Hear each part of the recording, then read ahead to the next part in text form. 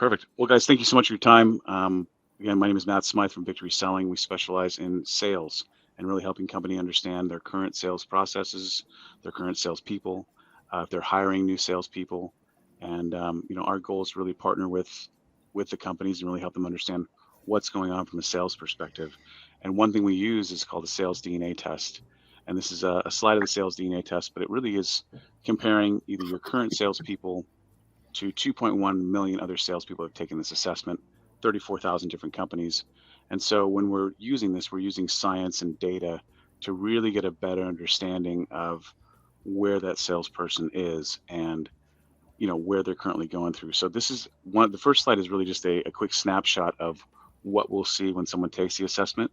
It'll break things down into, a lot of companies don't know what is motivating their salespeople, right? Is it all extrinsic, where it's, hey, win the prize, win $30,000, go to Hawaii, right? Or are they motivated more with, hey, we want to be part of a team, I want to know growth, I want to become a master of a salesperson, right?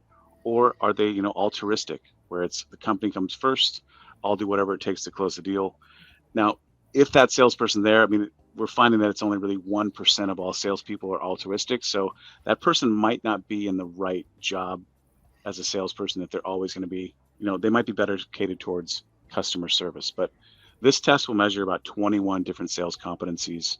And from there, we really can get a better understanding of where they're currently at. Now, this is just the coaching dashboard. I'll see if I can move over to slide number 2. This is actually 34 pages. So this is the actual sales DNA test. And if you go through every single page, but it's actually measuring on page 1 is, am I going about this the right way, right? Like, we're not really measuring if someone is good or bad. It really comes down to, are they really going about sales the best way possible? Are there any important skills that maybe they haven't developed yet or mastered, right? Or are there any weaknesses that are really preventing the sales from happening? So once we run this, we really can do a 45-minute consultation with the actual salesperson, the leadership, or the manager, and really figure out what the key aspects are of what might be holding them back. What are they doing good compared to the other, 2.1 million salespeople?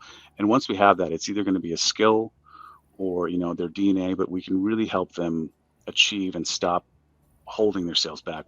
Key point is, ability to discuss money. What we're finding is, 86% of people out there have a problem discussing money. And when it comes down to it, is $1,000 a big deal? Right? A lot of salespeople, your current salespeople might think, wow, man, it's $1,000.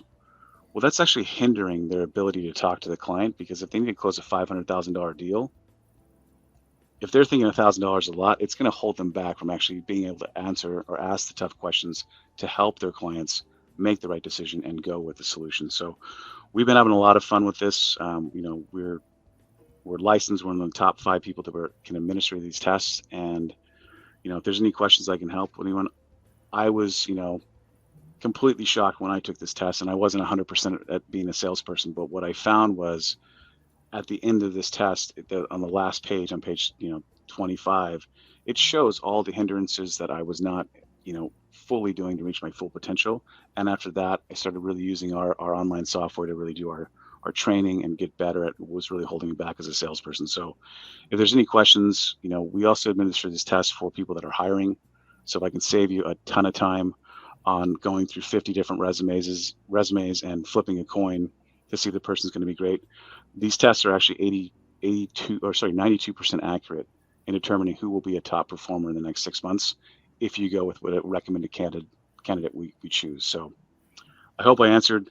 There's a lot to go over, but I hope I answered or went over a few things to really help understand what we use and why we take this test so serious. Well, that was really good, Matt. Thank you. I can't tell you, I deal with this a lot because, my expertise is centered around cash flow. And, I'll be dealing with somebody and they're just desperate to get their sales going. And, they hire their brother-in-law or they hire the first person in the door. And then like a month later, my next meeting is like, hey, how's it going?